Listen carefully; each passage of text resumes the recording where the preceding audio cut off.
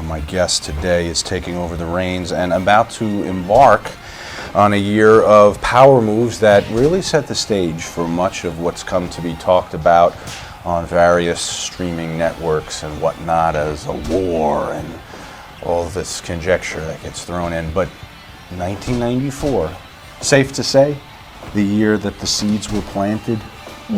First of all, thank you. Oh, thank you for being here. Yeah, sorry, being here, Sean. You jumped right in. No, it's 94 was 93 was really probably the most tumultuous year and exciting year in some ways because it precipitated a lot of the changes that allowed me to take advantage of a situation or be propelled into it. 94 was definitely a big year for us for a lot of different reasons, but it was exciting. It was the beginning of a very, very important era in my life and in some ways within the industry.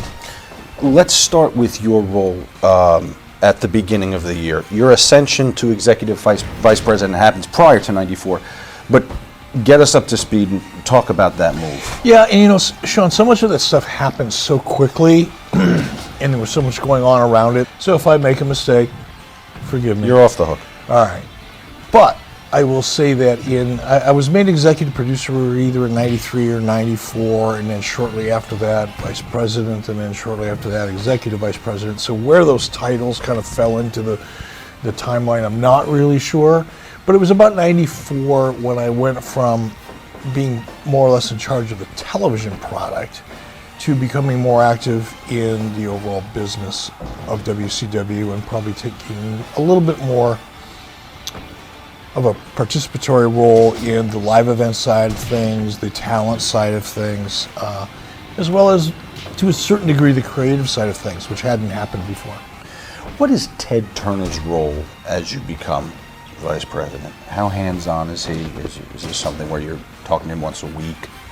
No, you know, and I think there's a big misconception about that, you know, within the wrestling community because people think that, you know, and part of it is precipitated by the narrative that has come out of WWE for so long, and especially during that time when we were really, not during that time, but like 95, 96, 97. But the narrative out of WWE is that, oh, Ted Turner just wanted to, you know, kick Vince McMahon's ass, and it was a Vince McMahon-Ted Turner war. It really wasn't. I'm sure that made Vince feel better while he was getting his ass kicked to say that it was Ted Turner doing it, and not some guy that had just auditioned for him with a broom 4 years earlier. I get it, but it wasn't Ted. Ted was a little busy doing a lot of other really big things at that time. You know, wrestling was important to Ted, and I heard that. I knew that kind of anecdotally through the people that I reported to who reported to Ted, but I had very little contact with Ted Turner. Okay. I just knew that he was there and he was supportive. Who is booking when you first take the reins? Even that's somewhat hard to remember because there were so many transitions, you know, when you say booking or, you know, I refer to it as writing or being a showrunner, but the booker at that time, I think when I took over in 93, was really, you know, I came in kind of after the Bill Watts debacle. So Ole Anderson was kind of involved at the time. I think Dusty Rhodes may or may not have been involved at the time. But when I first more or less took over as executive producer, took over television as executive producer, I had nothing to do with booking. Nothing. In fact, I couldn't get far enough away from it, to be honest with you. I didn't want to become involved with it. But after I immersed myself more and was, I don't want to say forced into it, but I saw that if I didn't take a little bit of control over it, then I wasn't going to be able to control anything. I put Dusty into that position. I believe initially, Dusty was my choice. So I had a great relationship with Dusty.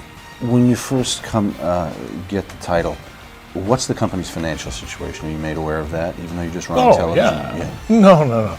When Bill Shaw said, look, you know, again, going back to the Bill Watts disaster, so many things went so wrong, and it wasn't just Bill Watts. I mean, prior to Bill Watts, things had, you know, Kip Fry was a disaster, and Jim Herd was a disaster. And, you know, there had been a series of disasters along the way, but Bill Watts took it to a whole new level with the nature of some of the things that he did. But the end result, when I took over the company, I remember specifically, it was a company that was grossing, I mean, all revenue in was $23 million a year, and it was losing $10 million a year in the process. That was the financial status of that company when Bill Shaw said, hey, you be my executive producer. And that was just fine for me. You didn't feel like you were being walked onto the Titanic? No, I was too young, too naive, too excited. My eyes were too big, and so were my balls. So it didn't really scare me. Right now, like yeah, it would now, because now I know what I didn't know then. Right. And that time, again, it's a hard one. That's a hard question to answer at that time. If everything were the same, absolutely, I'd do that again 10 times a month. But yeah, it was an exciting time, and I was excited to do it. What's the morale like backstage? Do you walk into a divided locker room, a press locker room? I walked into a locker room that was, it's hard to, you don't want to generalize, because not everybody was the same, but I think the general feeling was, this is just a big payday, and once they sign you up, you can retire here. I remember Larry Zbyszko. Larry Zbyszko, and I worked together at AWA. Larry was one of the first interviews that I ever did in the industry. And Larry came to WCW before I did. And one of the very first things that Larry Zbyszko said to me, and he was one of the very first people to approach me once I showed up on location to shoot a show. He said, Eric, once you sign the dotted line here, you get a paycheck for life. Just keep your head down. That was kind of the prevailing vibe, if you will, there. It was so big, it was so out of control and loose that everybody knew it. Term money. Right. You get a gig here, you got a gig for life. How important an addition is he? At the time I hired him, I didn't know. I didn't know Zane. I had never really talked to Zane or worked with Zane prior to that. I was relying on input from other people. I knew that we needed a great promoter. I knew that we didn't have anybody in-house. And we had talked to a couple other promoters that none of them really made any sense to me, or none of them made me feel like it was a good choice, I should say. But Zane came highly recommended, and we made that decision. What would his duties be? I mean, back in the day when you were fragmented into territories, a local promoter promoted his town, but now you're a national company, national TV. Mm-hmm. What's a promoter's job for WCW at that time? He was boots on the ground. So if we're going to put on a show, and I'll use Denver, that's where Zane lived, but in the case of Denver, Zane knew the building, he knew the building managers, he knew the security staff, he knew whatever regulatory or licensing people needed to be dealt with. He was on a first name basis with them. He knew the local radio stations. He knew where he could get the best deals. He knew who listened to what, radio stations and read what newspapers. So we knew where to put our advertising. He was really the heart and soul of the promotion at that level. We funded it, obviously, but being in Atlanta and not knowing the market, you can't, it's a little easier now with technology being what it is. But back then, if you didn't live in the market and have direct relationships with those people, you didn't really know if you were buying the right ad or buying the right radio station. And that's what Zane's job was. He's a hire from WWEF. We're 2 years away from what's come to be called the Monday Night Wars. How competitive are you at this point with what's going on the other channel? None. I wasn't competitive at all. My only goal when I took over the company, but when I was given the responsibility as executive producer and then as vice president, executive vice president, and so on, my only mission was to turn the first dollar of profit that company had ever turned in the history of that division. Ted bought the company from the Crockett's in 88 or 89, whatever it was, and since the minute he had purchased it, it had been losing money hand over fist. When you add to the fact that not only had it been losing money hand over fist, it became kind of an embarrassment under the Bill Watts regime for a lot of reasons that everybody probably knows about. And it was critical. And I was told by Bill Shaw, the gentleman that hired me, say, Eric, this is the last shot we have at this. If we don't turn this company around and make it something that's viable for the Turner portfolio, this company is going to go away. And by viable, it meant stay out of the headlines, don't do any stupid shit, and turn a profit, because the company never had. So my goal was just to make $1. That's all I wanted to do. Was there a final straw in removing Dusty and wanting to go with the committee? You know, I don't remember the details, but clearly you've done your research. And if Bill Shaw was on that committee, and I remember vaguely that he was, it would have been probably his desire to have a committee, which is a typical kind of a corporate structure kind of thing to do. Did you feel it was wrong instinctively? No, because I didn't have enough of a feel for booking and creative at that time to know whether it was a good idea or a bad idea. I kind of, look, I still love to this day, and my partner Jason Hervey and I, we have a team of great people in Los Angeles, and one of the things that I love about being in the entertainment business is getting in a room with a bunch of people and just riffing ideas. Because ideas, it's hard to, you say, who came up with that idea? In interviews like this in particular. But the genealogy of an idea usually is a result of 6 or 7 or 8 or 10 more people, pitching in and taking a kernel of an idea and then growing it or shaping it. And I liked that process, but at the end of the day, when it comes to the wrestling business, you've got to have somebody that says, or is willing to stand up and say, no, we're going to do this, and here's why, and have everybody fall in line. If you have a committee of people where everybody feels like they have an equal voice and nobody is willing or able to step up and say, okay, let's move on, we're going to make this decision, now let's go to the next challenge, it ends up just being muck. There's a saying in life that a camel is a horse created by committee, and I've experienced that.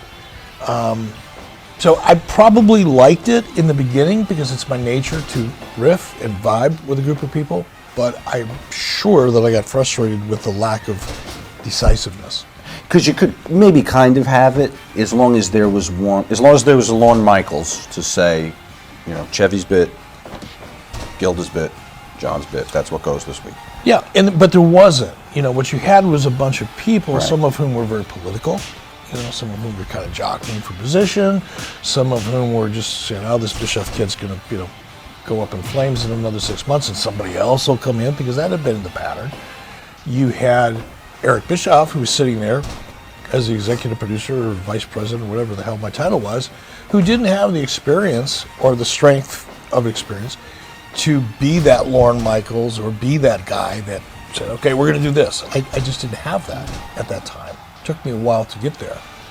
So it was oftentimes a camel that was created by committee. I'm going to steal that. Is it wrong to say that Ric Flair becomes a de facto head booker of the committee or decision maker of some kind? No, that would be wrong because it wasn't de facto, it was intentional. Okay. I brought Rick in, with Dusty, and Dusty got stressed. Dusty still is to this day. And I haven't talked to Dusty in years, but to this day, I love the experience I had with Dusty and respect Dusty immensely. And I think to this day, still is one of the most creative people I've ever met in this business. The problem with Dusty is he, at that time at least, I don't know what he's like now, but at the time he wanted to keep that all to himself. And he can't really work that way. And I couldn't let him work that way based on what I wanted to achieve. So I think the stress got to Dusty and it got to me and my relationship with Dusty. We remained friends, don't get me wrong. There was no animus between us. But it was obvious that we had to make a change. I brought Ric Flair in intentionally because at that time, from my point of view, Rick had a lot of respect from the guys. And that was the thing that we didn't have, because we didn't have that Lorne Michaels or that Vince McMahon or that one guy that sat at the head of the table, and when he said, run that way, everybody went, okay, I may not want to run that way, but I'm going to run that way as fast as I can. We didn't have that guy. And I was trying to find it. It wasn't me, because I was new on the job. It wasn't Dusty. And I thought Rick could possibly be that guy. He had the experience, he was obviously a great talent, and he had a great relationship with a lot of that talent. Not all of it, but a lot of it. How important is it for you to have Bobby Heenan aboard, and how do you go about making it happen? You know, how important was it? It was an important piece of the overall puzzle. The overall puzzle was I wanted to take WCW from being a small, regional, southern NWA perceived territory. I wanted to have a bigger, more mainstream national feel. I wanted to attract national advertisers. I wanted television stations in the syndication community, when syndication was still a really, really important part of our business. I wanted them to perceive our business differently than they perceived it as WCW. That was my primary goal, and Bobby was important to that. And I knew Bobby from Minneapolis. You know, that's the other part of this. And a lot of the, you know, changes that I made is I went with what I knew, just like coaches do, and you know, musicians often do, and directors and producers do. They go back to people they've worked with in the past or respect from their past. And Bobby was, you know, I came up in Minneapolis as a young man, a teenager, you know, watching Verne Gagne, and Bobby was like Bobby Heenan. So when we had the chance to get up, I jumped at it. The Southern, getting away from the Southern identity thing you said, is that something you could verbalize down there, or was that a bit of heresy? No, you didn't. No, I did. Which is probably one of the, well, there's a lot of reasons I started out with as much heat as I did. One is I deserved it. I was young. I didn't really have any experience, really. I mean, I did. I started out in 1987. I came up in the wrestling industry through syndication sales. I learned production by staying after I was done doing all my sales work and making all my calls and being on the road. I would come in and I would stay late at night on my own time, not getting paid for it, and just learn how to edit or learn how to dub tapes because I was fascinated by it. I just didn't know how it worked. I wanted to know.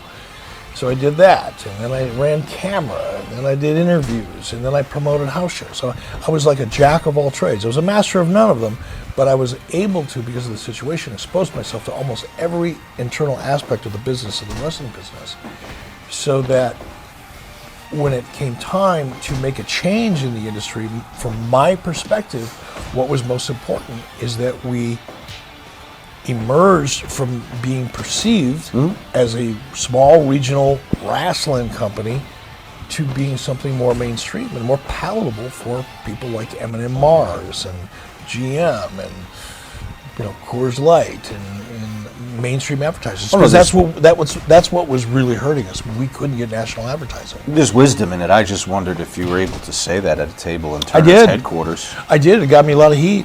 Got me a lot of heat. I was the kid from Minneapolis that never laced up a damn boot in his life, and all of a sudden now I'm kind of taking. I didn't mean it to be. Didn't want anybody to take it personally, but I'm taking shots at people that were from the South, and that didn't go over all that well. You'd recently hired Gene. Now here comes Bobby, and you know Hogan's coming later. Is there a master plan brewing now for you that you're going to cherry pick from? It wasn't that master plan. The idea was never to cherry pick, and again, that's part of the narrative now that's been out there for so long. It's, you know, in some cases, it's fact in the minds of those who just weren't around at the time or looked under the hood enough. But you know, the idea was never to pick him, you know, cherry pick anybody from WWF. Those people came to me. In most cases, I didn't go to them. I didn't sit in a room and go, okay, who can I take from WWE? That never happened. It was more along the lines of I was conducting my business and all of a sudden I would get a phone call from, you know, insert name here or insert name here's agent. And it was like, hey, you know, would you be interested in talking to whomever? Bobby Heenan. I didn't go out and pursue Bobby Heenan. Bobby Heenan came to me. I didn't pursue Randy Savage. Randy Savage came to me. I probably pursued Hulk Hogan because we were kind of in the same area at the same time, but no, there was never this master plan to sit back and pick WWE apart. When Bobby comes in, does he speak of a favorable relationship with WWE, or was it a tenuous one for him? From what I recall, Bobby was a class act. He didn't come, you know, even the way that he went out the door, which I know bothered Bobby a lot when they kicked him out the door and he had a bunch of women's underwear in his bag and all that. I think that was a little humiliating for Bobby. I don't think he really liked it. I certainly don't want to speak for Bobby. He may feel differently about it than I recall. But my impression, at least at the time, was that it stung a little bit, but he never really had a bad thing to say about WWE. Okay. Really, no. What was he like during his time there? Is he someone you'd call a good employee? Easy to deal with? You know, wrestlers aren't. First of all, they've never been anybody's employees. They've always been a unique breed of people. They're, you know, when I say, I'm not talking about a class of relationship here, but you know, as independent contractors, they're very independent. They're a little bit like gypsies, and especially again going back to the mid '90s, WCW was probably the last vestige last remnant of the regional territories. A lot of the people that were very important within WCW had come out of those regional territories. The company hadn't morphed into the corporate kind of animal that it became in the late 90s, and certainly not what WWE has become. So there was a lot of that independent territory mentality that still existed, and Michael was one of the guys who was probably at the center of that. So was he a good person? Was he a good person to have around and work with? In many respects, yes. Michael had a great mind. Michael was a really smart guy, very creative guy. But to me, going back to the Southern thing, that whole Freebird, overweight Freebird gimmick was tired and old in 1994. It was tired and old and kind of dated. So I can't remember if he quit or if I let him go, but if I offered him 75 grand, it was probably my polite way of saying you're fired. Yeah.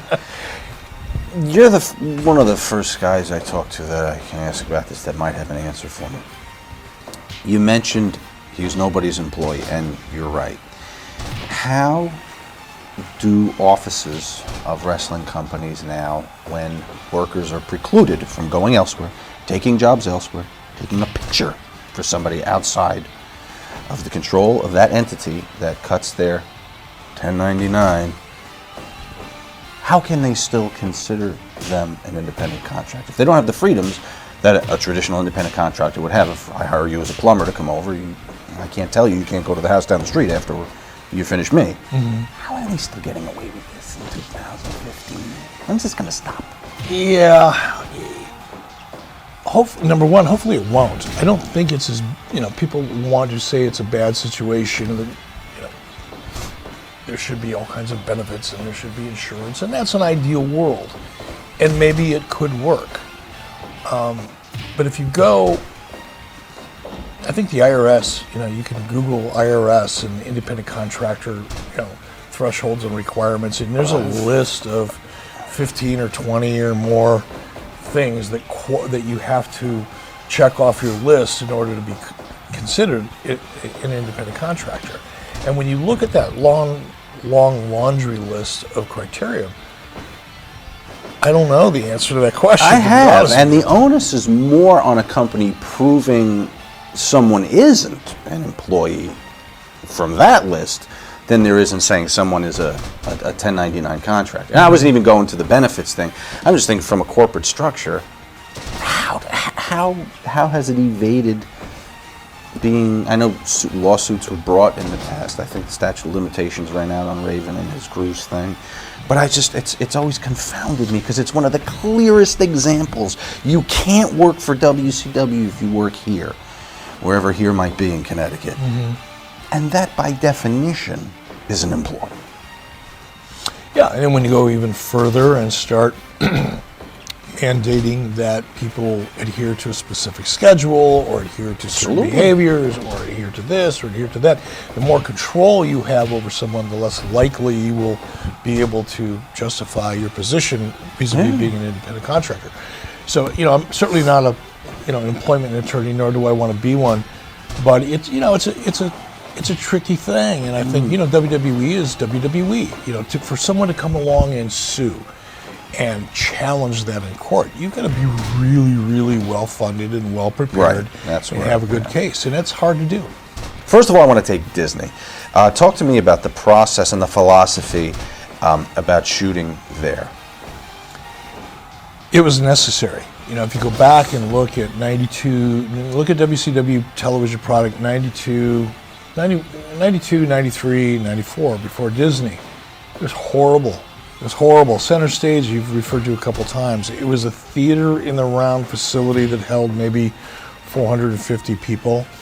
We had been producing shows there for so long, every Monday, basically, giving tickets away, papering the house, that the only people that would come to that event were people that got free tickets, and half of them would show up with a bag of wine and fall asleep halfway through the show. And you probably would get an average of 15 teeth per set, if you counted them on average in the audience. It was just nothing against the people that came, but your audience is a big part of your show. And I've always believed this, that the audience is the third character in the ring. You have a good guy, the bad guy, and then you've got the audience. And the referee fits in there a little bit. If your audience isn't the audience you need for that show, I don't care who the two participants are in the ring. It doesn't matter, because the people at home are going to look at it and go, oh, why am I watching this? I kind of feel like I need a shower just because I'm interested. That's what we had.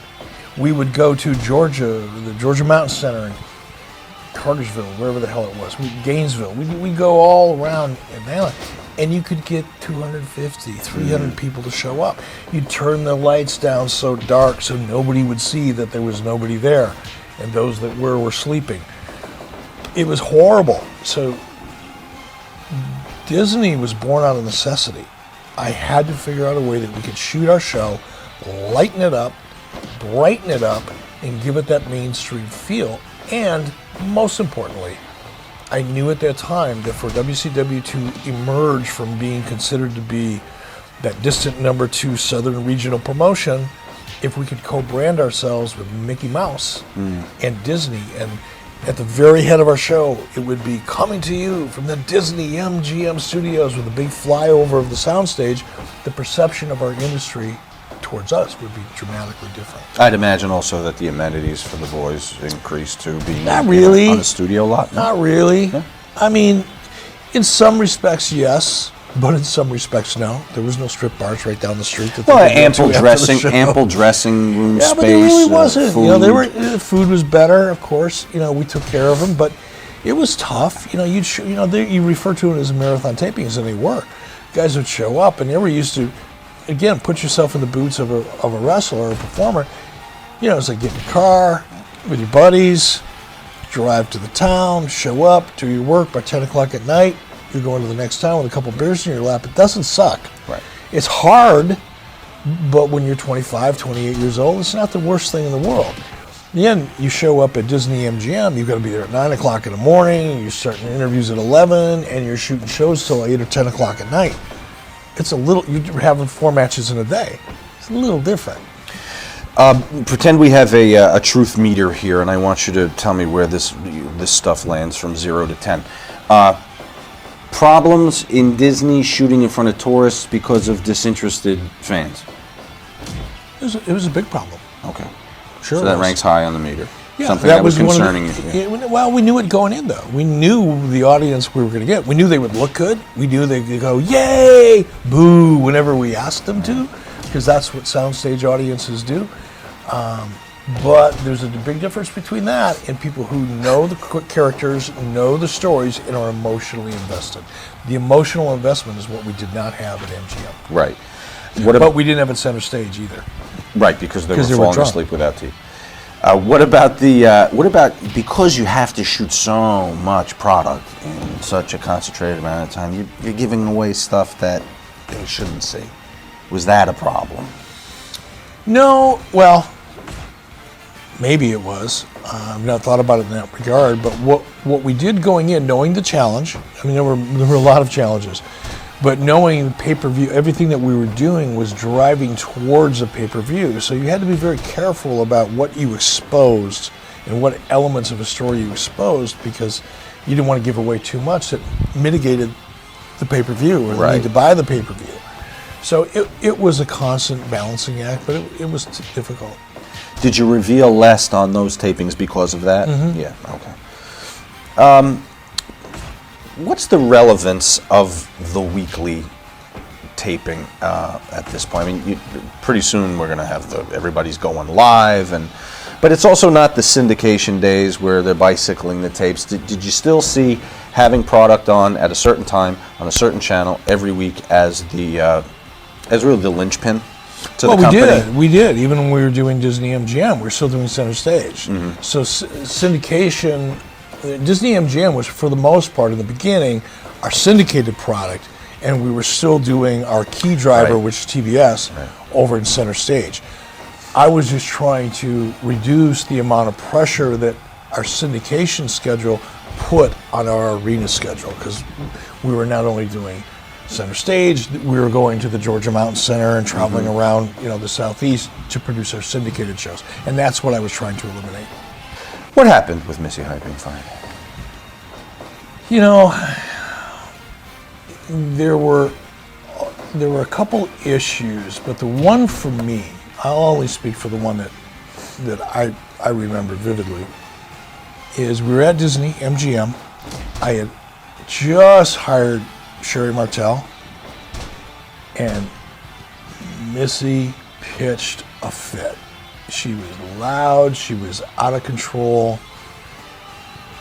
She was saying things in front of people that was just inappropriate. And it was Missy Hyatt, for crying out loud. It's not like it was Hulk Hogan or Ric Flair or Roddy Piper, Missy Hyatt. And I just said, it's just enough. I'm done with this. It was just too much maintenance. Didn't really bring anything to the equation. She was kind of a leftover from, eras or creative prior to me. Just kind of there. And then when she turned into what she turned into, I just said, see ya. Mm-hmm. So the rest of that was kind of her reaction to getting canned. But Well, blessing in disguise. She'd not have had her acting career had you not done that. The world would have been starved from the opportunity to enjoy the amazing talent that is Missy Hyatt. Kevin became part of the booking process because Ric Flair, I think it was Dusty. It was either Dusty or Rick, but I'm pretty sure now it was Dusty, believed that Kevin Sullivan was particularly good at getting heat. That was his forte. Couldn't get over a babyface, didn't know how to build a babyface character, but really understood how to get heat, which is an art within an art. Wrestling is an art, in my opinion, but getting heat is the art of the art, within the art. And Kevin was good at that, and that's how he was recommended, and that's probably why he was brought in. How does he jive with Flair? Pretty good. Kevin was a good politician, didn't threaten Rick, supported Rick in many ways, and look, Kevin was an asset back then. He was good at what he did. They do the brother gimmick with Dave Sullivan and Yvette. Is that Kevin's brainchild? I don't remember who came. It's like I said before, ideas are generally, Right. if you try to track down the genealogy of the idea, it's a little frustrating, but probably so. It was the kind of story that I think Sounds like a Sullivan. Kevin would have liked. Were drugs in general, not just steroids, a problem in ECW at this time? You said ECW, and I'm sorry, WCW. WCW. We all know they were a problem in ECW. Look, I think they were probably yes. Not going to bullshit. They were probably a problem everywhere. The entertainment industry as a whole. Wrestling is no different than the music business or actors or anybody else. Athletes. Back in those days, before testing was as exact of a science as it is now. Yes, it was a problem. It's the way people entertain themselves while they're on the road 200 days a year, 300 days a year. Is wrestling held to an unfair standard?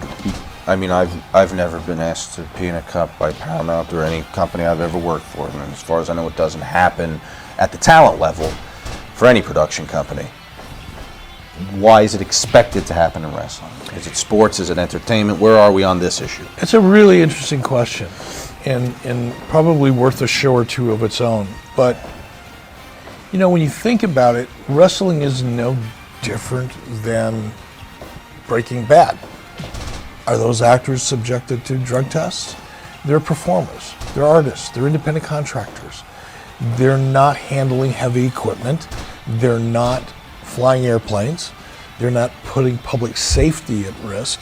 So therefore, why the hyper focus, and I'm not suggesting that there shouldn't be, by the way, but just from a theoretical point of view, why the focus on one particular form of entertainment? Because it is high profile, no doubt about it. There were horrible, sad things that have happened as a result of drugs and drug abuse. But the same things happen in the music business every day. Say Chris Farley, I mean, you can go. Why is it held to a Because I standard? think wrestling for so long tried so hard to convince everybody that they were athletes. And for some bizarro reason, most of it financial, a lot of states required that wrestling operate under athletic licenses. And then Right. once you became, kind of a ward of that state, then you had to adhere to all of the things that went along with that. So it's just a certain amount of, in my opinion, control. And some of that, the wrestling industry brought upon itself by creating the perception that it was a sport. Can you imagine what we would have as a society missed out on if record labels began drug testing from the 50s? From the 50s, my Through- ass, through from the- like last week.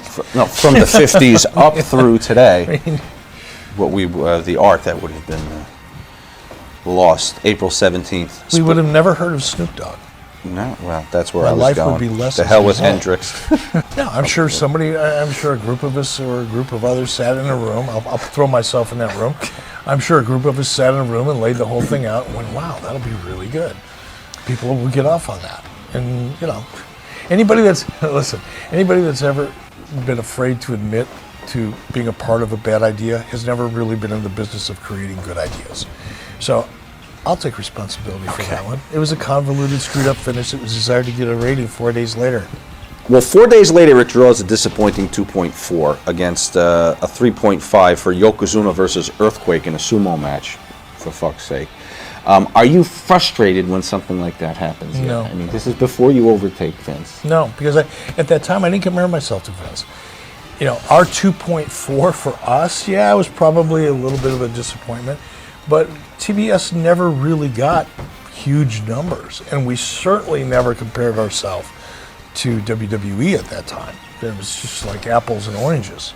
It's revived the following year when you can put Hogan on the cover. Is it considered a big loss to the company? Is it an expense that maybe you're happy to have off the I top line? wanted it off the books. Yeah. The magazine was never really a successful, ancillary part of our revenue model. It was there. Everybody kept trying. We kept trying to do third-party deals and doing deals with other people in publishing to get it off the ground, but it never worked. So to me, it was just like, good riddance. Right. I'm pretty sure the only reason it came back is somebody came back with a third party attached to it that helped make it make sense. So you were carrying the entire cost for publishing the magazine. This wasn't somebody else licensing WCW and your talent. You guys were producing In the magazine beginning, here. Yeah. In the beginning, and then I believe I could be way off because it just wasn't something I paid a lot of attention to. But when it went away because it wasn't viable any longer. There was no hopes of it being viable, and I didn't want to keep losing money on it. When it came back, the only reason I would have brought it back is if there was a reason to. Right. Meaning somebody else was taking the risk. responsibility. Sure. Getting the real Guardian Angels involved and being able to use the trademark and whatnot, is that something you're involved in? Yes. In pitching? Is it as simple as going to them and saying, hey, listen, we have this idea. Why don't you come on and make him a Guardian Angel? Yes. I reached out to Curtis Sliwa, and I don't remember the conversation in detail, but I remember reaching out to him because I saw a lot of Curtis in the Guardian Angels. At that time, they were kind of active in New York City and prominent. There was a lot of news stories about him, and the whole vibe on, the Guardian Angels was pretty positive, but still had a street edge to it. And I thought it would be a good association. It would help get a little bit of mainstream attention. I reached out to Curtis and He was receptive. flew into Atlanta. We talked through it, and he was. Were there things that you'd be allowed to do and not like, could a Guardian Angel get beaten in the ring on television? I don't recall that there was that conversation with Curtis. I don't recall him being too adverse to storylines. He was probably a little sensitive to the types of things that the Guardian Angels would do on camera, so they didn't put the Angels in a bad light Right. publicly. But winning and losing and getting beat, not getting beat, I don't think was part of it. I had known Paul for a long time. I knew him. Paul worked in the AWA when I worked in the AWA. So I had known Paul a long time prior to that. Don't recall the details of it. Might have just been a talent trade kind of thing. Or What I have here is that it was a talent trade in exchange for some promotion for your upcoming pay-per-view in Philly. Wanted them to help promote your Slamboree payper. Something that could have happened. Sounds like it could have happened. Okay. Yeah. What did you think of ECW back then? I didn't think about it much. I didn't, and I don't mean that to be derisive, but I didn't watch it. I wasn't familiar with it. I obviously had heard about it, was aware of it, but I wasn't really even peripherally focusing on it. It was just there. Did you like Paul? I've always, then, like him, probably, I wouldn't say I liked him, and I didn't dislike him. I knew him. I knew that he had certain skill sets, but I wasn't close enough to him to either like him or dislike him. Didn't really trust him, but that has nothing to do with people I like or dislike. There are people that I like that I don't trust, and there are people that I dislike that I do trust, so it wasn't that. But in Paul's case, I didn't really trust him, kind of a trust and verify kind of thing, but I didn't really like him or dislike him. I didn't know him well enough. Were you ever on the downside of a deal with him? On the downside of a deal? I mean, you ever screw you over in any way? And after that, when you worked together, I mean, look, there were times throughout WCW, and that's what you're talking about, WCW, ECW existence. Sure, there were times, as things progress over the course of a year or two, when I'd hear Paul saying things that I knew just weren't true, and I knew why he was saying them, and I knew what his motivation was, but it made it more clear to me that my instincts were correct and that he couldn't be trusted. But I was never, did he cost me money? No. Did he take anything out of my wallet? Nope. Did he steal anything out of my house? Nope. it's notable to me that you're smiling now because we have a series timeline for ECW also, and all of the talent that we have talked to for every year of ECW's existence has in some way been fucked by Paul, and they all tell the story with a smile and laughing like he's the lovable clown prince with one hand in their pocket fleecing them as he... it's almost comical to be fleeced by Paul Heyman. He's like a lovable villain. I had dinner with someone last week. Again, I don't want to involve people in things like this that don't volunteer for it, so I'm going to keep the name to myself. But it is one of the highest profile names in the industry in the last 10 years or 20 years, who knew Paul really well. And we had a conversation about Paul. And it's the same thing that you just described. Everybody knew that, the check's in the mail. I gave the money to your mother. Or, I had the money in my trunk and I got rear-ended by a semi and it's blowing around in the wind. I mean, but Paul's passion, I think, made up for it. Okay. Paul's passion and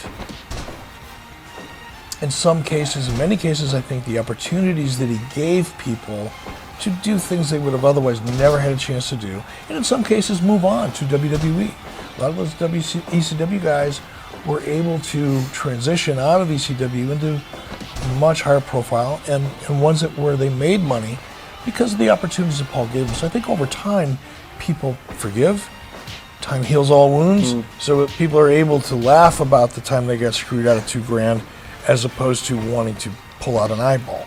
Right. In 1979, you would have been hung out a window maybe for things like that if you were a promoter, and people laugh about it. I just find it noteworthy. It is a unique characteristic. I wish I could master that art form. Yeah. I've never been able to screw somebody out of money. Nobody has ever talked to us in this series and have them put me laughed. over and say, "Oh, he's a great guy. He's a genius too." Really? Is that what his firing was about? Cost cutting? It was cost cutting. Again, he was geographically undesirable. Okay. He was a good. He lived in Minneapolis.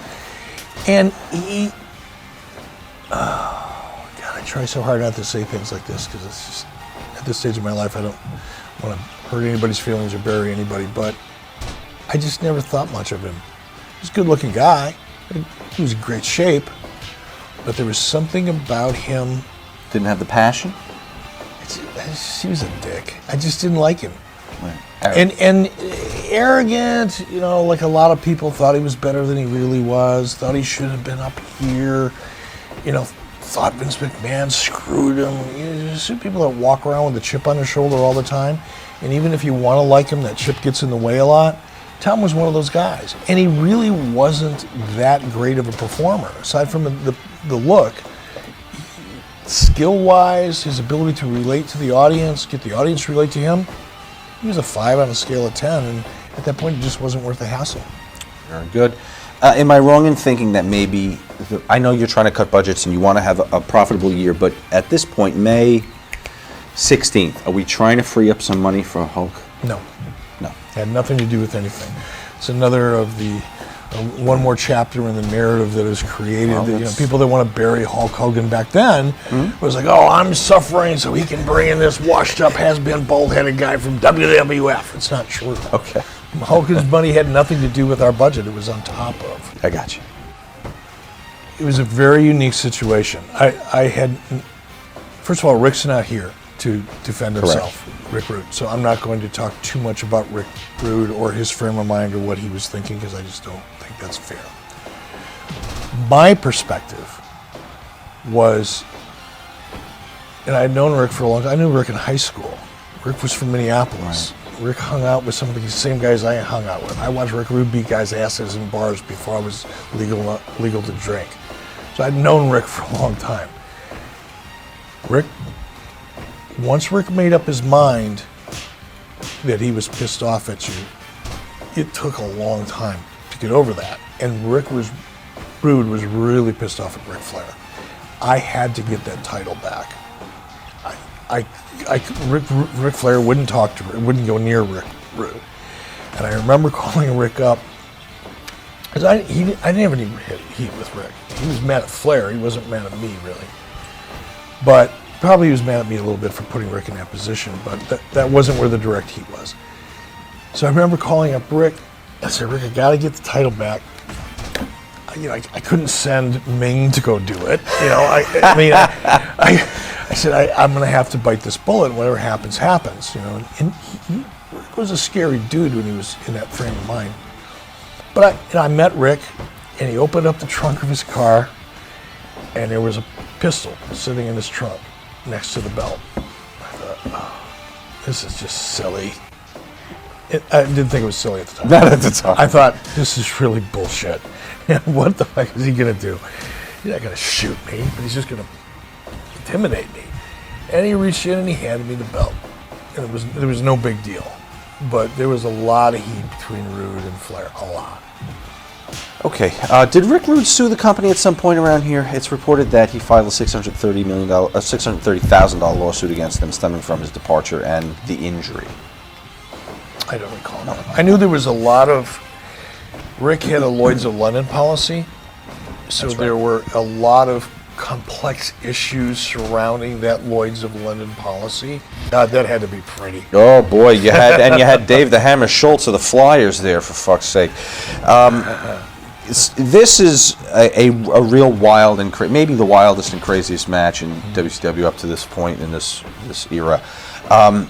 Does the fact that it's in Philly and the home of ECW influence that kind of booking at all, do you think? It probably did, and that sounds like a lot of a Kevin Sullivan thing. I didn't have, I didn't have the vibe on Philly and the nature of the audience and what they liked and didn't like nearly as much at that time as Sullivan did. So I'm sure that had a lot to do with it, a ton. In the weeks following this, and on the heels of some other similar matches, there seems to be a shift in the philosophy on blood and violent matches in the company. There's a bit of a fear of national and congressional mood against violence on television. So is this something you guys have a discussion about creatively? Sure. And are there rules handed down, or are you just telling the bookers? No, and actually, it probably came more from corporate at some point. Remember, Turner Broadcasting at that time, still is, was driven by ad sales. Well, ad sales and subscription. And ad sales had a lot to say about a lot of the things that we did.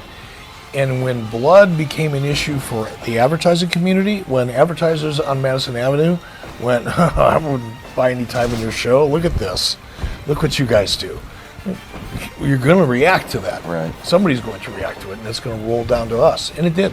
What do those guys think about what's going on? Is there that kind of talk backstage, or are they just happy to be there? Or I didn't get a chance, obviously, to talk to a lot of them.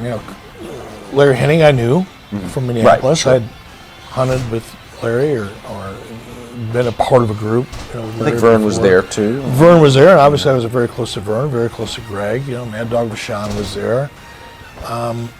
There was a lot of them or some of them, I should say, that I knew fairly well. A couple of them I was close to. But the subject of what they thought about everything really never came up, at least to me. Maybe I'm sure it did amongst themselves, but not to me. The show's in Philly. Features current ECW star Funk. The crowd chants ECW. We want blood.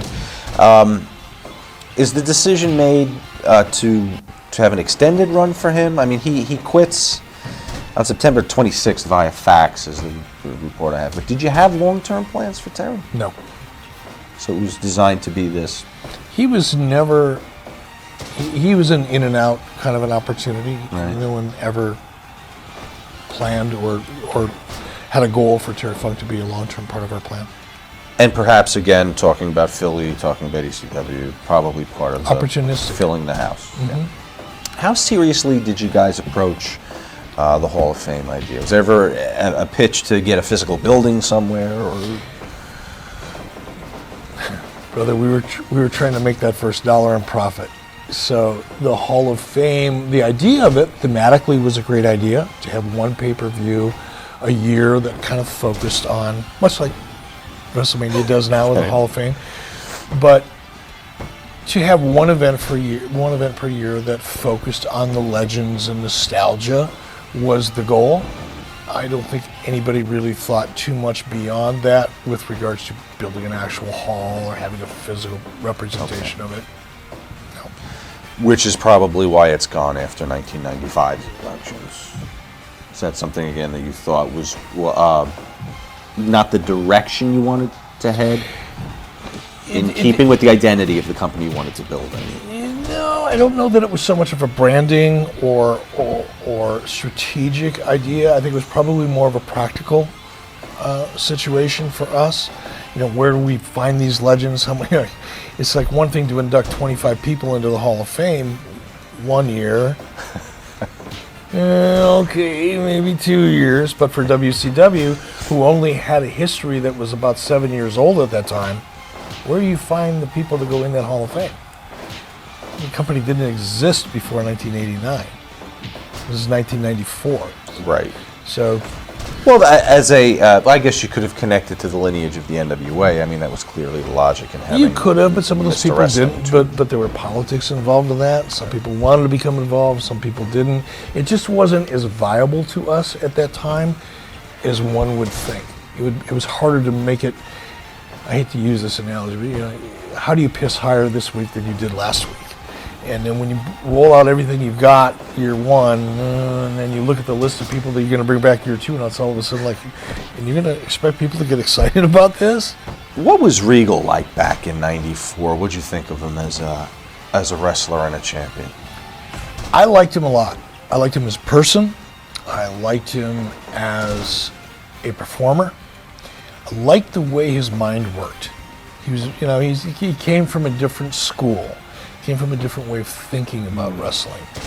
And it's one that I won't say gravitated towards it, but I probably gravitated a little bit towards it. Explain it. I love psychology. I love the art of wrestling. I love the psychology of wrestling. To me, a wrestling match is dialogue. It's physical dialogue, but it's dialogue. and great dialogue, whether it's in a movie or a play, if it's in a book, if it's a written word. Great story to me is everything. And Stephen Regal, brought a different psychology and storytelling technique to the product, and I appreciated it. So I was fond of Steve.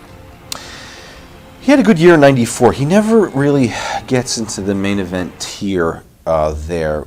Was something missing from having him be marketable enough to be top of the card? Was it somebody creative that felt the style was an ill fit? I can't put my finger on it, but with all, and I mean all due respect to Steve, he never really reached that level in WWE either. And sometimes, not everybody does. I was watching an interview, I was listening to an interview on PBS about a week ago from a bass guitarist. He's one of the most famous bass guitarists in the music industry. He was toured with Eric Clapton. He worked with Jimi Hendrix. He's still busy to this day performing on records and in concert, touring with all of the top artists in the world. He's worked with more top artists than anybody in the history of rock and roll. And I can't remember his name. But none of those artists would go on tour without that particular bass player. There are people in this industry, and I think Steven Regal is one of them, who are just as important to the end product as maybe the guy at the top of the card, or maybe maybe he's putting over the guy he's working with. But if you don't have the Steven Regals of the world to bring it all together and really create the story and make it believable, it's just not. Not everybody's a front man. And I don't think Steven Regal at that time had the work, he had the psychology.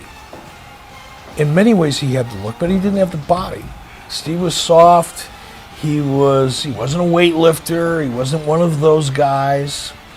And at that time there was still kind of what makes a wrestler look. Steve didn't really have that. But more than that, he didn't have that mic skill. He couldn't project. He couldn't convince people. He could convince the guy in the ring he was the real deal. And he could make that guy that he was working with look like the real deal. But he couldn't talk to the audience in a way that the audience put him up on a pedestal. And that's that intangible it factor that people talk about. Steve didn't have that at that time. He developed it in WWE in later years. He became very, very good. In my opinion, one of the better talkers, because I just like his psychology. But he didn't have it then. Your personal creative style as a writer, not what should be the proper percentages, but for you, place 2 percentages for me on in-ring, physicality, and mic skills, talking, being convincing, looking someone in the eye and telling the truth, as Cagney said. It's hard to say that. I would say it's probably 55-45. Which way? Meaning you have to be good on the mic. Because if you're good enough on the mic, you could create enough emotion, either way, as a heel or a babyface. You could create enough, as a heel, and I can say this from personal experience, I couldn't work a lick at all. Couldn't even try to pretend I could. But I could make people want to see me get my ass kicked. So while I won't allow anybody to even refer to me as a former wrestler. I'll correct them, even to this day, because it's disrespectful to wrestlers. But I could get people who want to kill me. I could get people who want to spend money to see somebody else do it. So I believe that somebody that's really good enough on the mic can mitigate what they may not have in the ring, but someone who's great in the ring can't create the emotion. Gotcha. This is Zbyszko's return to the ring. What brings this about? Oh, probably a little bit of Larry, a little bit of me. Larry wanted to be active. He wanted to be in the ring. It was about the time when I started getting a little bit more involved in creative. I liked, again, it's my personal taste at the time. Larry had that kind of ground and pound, basic wrestling style, and he was a great talker. He was a great talker. Tended to say the same things over and over and over again, but he was great at it. But his in-ring work was believable to me, and I liked that balance. You know, I've always looked at wrestling as a buffet. You know, you've got to have some decent seafood over here. You got to have some prime rib over here. You know, you got to have some great vegetables over here. You got to have a little bit of everything for everybody. You got to have a great dessert area. Larry was that meat and potatoes section of the buffet plate or the buffet dinner, and I liked it. Is it difficult positioning him as a heel now because he came to be so iconic to the fans down there and was really beloved at this point, despite the fact that he worked as a heel for so long? That was one of the biggest challenges that I had with Rick, not only as a performer but as a person. You know, being, and again, this is coming from someone who's not a wrestler, so let's take everything I am about to say with a grain of salt. But being a heel gives you a lot of control over what happens out in the ring. And Rick was a guy that liked that control. He liked being a heel, even though the audience didn't want him to be one. It's conflict, as you just pointed out. So, yes, that was a challenge, and it was kind of the core of a lot of challenges that I had with Rick for a year or two subsequent to that. You felt it was necessary because of the Hogan thing. He had to be a heel because of the Hogan thing, but Rick also had to be a heel because Rick is far more comfortable as a heel. So Rick is part of these discussions with Hogan, all through trying to woo Hogan. He led the discussions. Right. So why resistance at this point from Rick? I mean, you knew this was the plan, right? You said it was the root of a lot of difficulty you had with him personally. Post this. Oh, I see. Okay. Post this as we move forward a year or 2 years later, when it became apparent to me that no matter what we do, Rick could walk puppies to the ring, set them on fire, and stomp them out, and the crowd would go, woo! That was the challenge that I had with Ric Flair. But for Hogan, yes, it worked. It worked. Hogan makes an appearance here in the main event. He's involved all over the show in numerous segments, including a live interview in front of the crowd, where he's booed. Was that unexpected? Yes. Why was he booed, do you think? Because it became apparent to me, and it probably should have been apparent to me in much sooner than this. And I had a sense that there would be a portion of the audience that would not react to Hogan the way we wanted them to, because WCW is WCW and WWE is WWE. It's north and south. You know, it is what it is. And I underestimated the reaction from the hardcore NWA WCW audience that I inherited to a guy that represented mainstream. Right. Did Hulk talk to you about this at all that night after? Is there any look, this isn't going the way we want, brother? No, you know, Hulk, he was a pro. I mean, he obviously felt it and reacted to it, as did I. But neither one of us overreacted to it. Do you remember the wrong tape being played? No. Okay. But you're going to remind me. I'm going to remind you right now, and I guess it wasn't much of a... Or it was a lot, and I put it out of my mind. You might have blocked it through therapy. Nothing you can do when that happens, right? Nope. I do remember it now. I remember hearing about it. Yeah. Do you call a meeting? Do you get the... Oh, I don't remember what I did. I'm sure it wasn't pretty. Take me through the whole Hogan story. When does this idea bubble to the surface? Well, if he signed in June, it probably was April, March or April.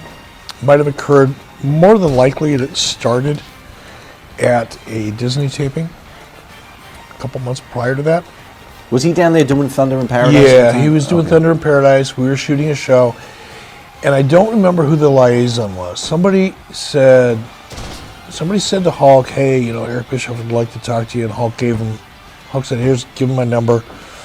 They gave Hulk my number, and I remember specifically, it was one of those moments. There's a couple moments in my wrestling career that I remember very vividly, and this is one of them. It was late at night. I was laying in bed with my wife. Must have been about 11 o'clock, midnight or something. Already fallen asleep, and the phone rings in our bedroom. I answered the phone. I was half asleep. And I couldn't imagine who was calling me that late at night, because anybody that knows me knows, A, I don't like to talk on the phone to begin with, and B, after 6 or 7 o'clock at night, I really don't want to talk unless it's really important. So the phone rings at midnight, and my first thought is, oh God, it's an emergency. But anyway, pick up the phone, and Hulk has a pretty distinctive voice. And he said, "Hey brother, Hulk Hogan here." And it took me like 30 seconds to get my shit together, because I was sleeping. I was in a sound sleep. So I was kind of like in my mind stuttering and stammering and trying to buy some time to clear my head. And then I finally came to. And we had a nice conversation, and basically ended up with something that sounded like, "Hey, come on down to Florida, let's have a conversation. If you're interested, I'm interested. Let's talk." How much do you tip your hand at that point? Is it you lay it all out, like you'll have carte blanche here, No. come on down? No. How much can you say on a first date like that? I could have said anything I wanted to say, probably, but I didn't. It was more like, let's just feel each other out. I wanted to find out what he was interested in doing and what he was available to do. I'm a salesman, first and foremost, and I learned a long time ago that the best way to make a sale is to listen. So I listened as much as I could and let him talk, which helped me frame an offer that I could present to him. What kinds of things is he saying? At that point, he had worked a lot with WWE, had been on the road a lot, done the 300-day-a-year thing, 2 shots a day on weekends. He had done all that. Mm-hmm. His kids were really, really young. He really wanted to be home more, so schedule was a big deal to him. That was first and foremost. Got a pretty clear idea right off the bat what the money was going to end up looking like. Was it a figure that was prohibitive? No. Even though you guys were underwater? We were underwater, but we had started turning things around. By that time now, I had done enough things, and this is another part of our history that gets overlooked or buried in some cases as a result of the narrative that's been out there for so long. But when I took over the company, it was a $25 million a year company that was losing $10 million a year. By the time Hogan came on board, all of the things that I had been doing for the 1.5 or 2 years preceding that were starting to make people at Turner Corporate go, maybe Ted was right. Maybe this can work. The Disney tapings, externally to the wrestling fans sitting at home or, on the dirt sheets or where, before the internet, they hated it. Wrestlers probably hated it. Corporate loved it, because advertising loved it. That was working. The whole look and vibe and feel of the show was working corporately. There were corporate executives that now wanted to bring their families to Disney to see WCW because it's something that they owned. So the entire vibe started to change, and so did the economics. Our numbers started improving. We were losing less and less and less. We were rapidly getting to that point where it looked like, in fact, in 1994, we were so close to making money. I think it was in 1994 that I bet the chief financial officer of Turner Broadcasting, and I bet him $1 that I was going to turn a profit in 1995. And a year later, I made him get on his hands and knees and hand me that dollar in front of the executive vice president of Turner Broadcasting. So we were close enough to the point where people started to believe in me that when the Hogan opportunity came to light, it was simply a conversation with Bill Shaw, who was my boss at the time, and Bill went to Ted, and Ted went, hell yeah, let's make it work. How many conversations did it take with Terry to get him to that point where... With me? Yeah. He's talking to you exclusively, right? He's not talking to Ted or No. Well, he probably Flair? talked to, no, he wouldn't have talked not to Flair about money.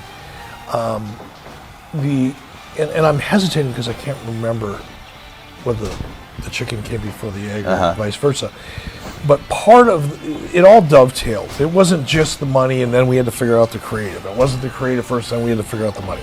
It was getting Hulk comfortable on the creative side of the equation, and what his future was going to look like while we were figuring out the money. So it was kind of going on at the same time. But Rick had nothing to do with the business side of it. He had a lot to do, and almost everything to do with the creative side of it. Rick and I went down, we met with Hulk probably 2, 3, 4 times over the course of a month and a half or 2 months, talking about what could be. And it may have started out as something as simple as, well, how about this guy, or how about that guy? Hulk wanted to work with Rick. That was the best play for Hulk. So then it became, all right, what do we do with Hulk and Rick? How do we build that story? How do we tell that story? Once the creative issues were solved, and we kind of had a pretty good blueprint of what we wanted to do, which was Hogan and Flair, the money side of the equation, that was really between Bill Shaw, myself to a degree, Bill Shaw primarily, and obviously Ted, because it was a lot of money. But it actually came together pretty quickly and relatively painlessly.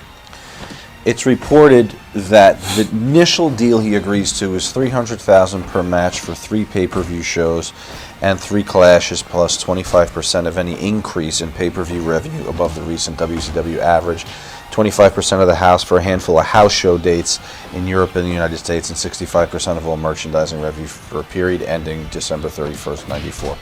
Ballpark? Sound like something?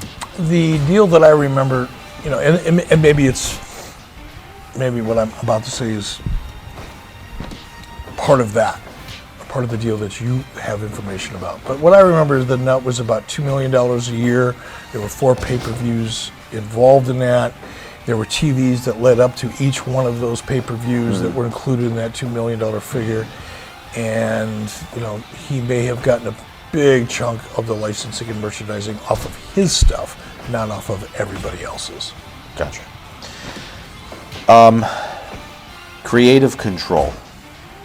It's a philosophy that's been bandied about a lot, but you said some very poignant stuff about it in your book about the creative control clause in Hogan's contract that I think was pretty telling, in that if you're working at the top anywhere, you kind of have creative control, don't you? Sure.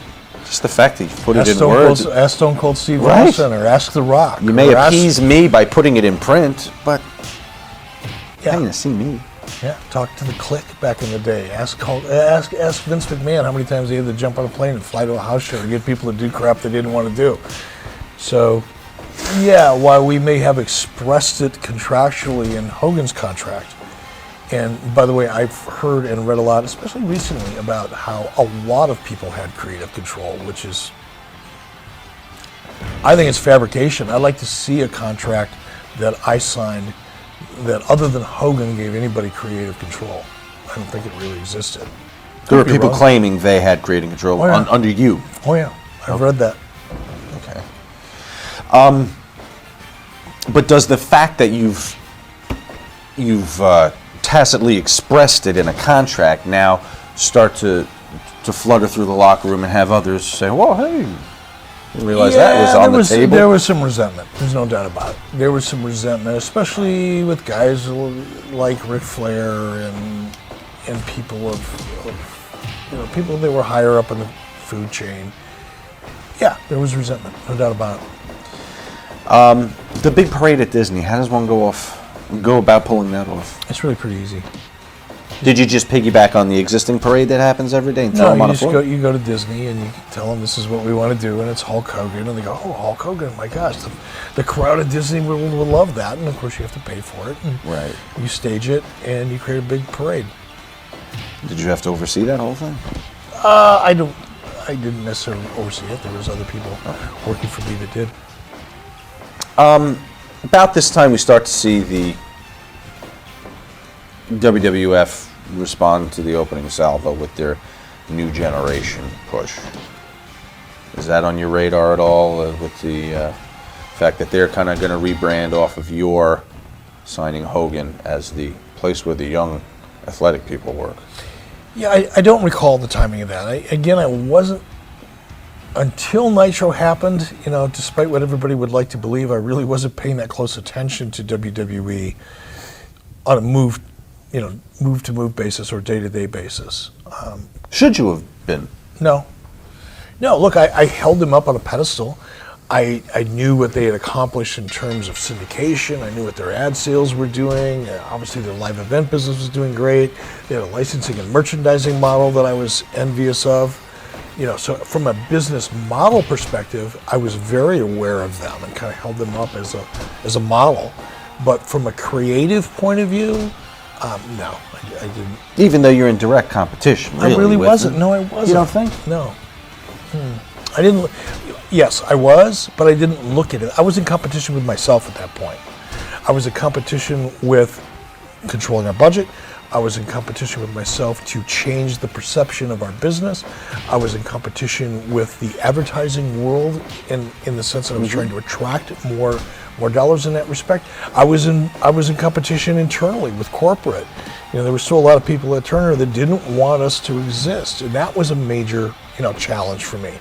So between the political fight and all the other challenges that I had, that was enough for me. And worrying about how they were rebranding themselves or reacting to us signing Hogan wasn't really on my radar. Is this legit? Yeah. Well, Or was it going to be Flair and Sting all along? Well, it's a great thing about. And by the way, that was like the very beginning of, what was it, Cyber Tuesday, or what was the series? Oh yeah, Cyber Sunday or something. Yeah. Yeah.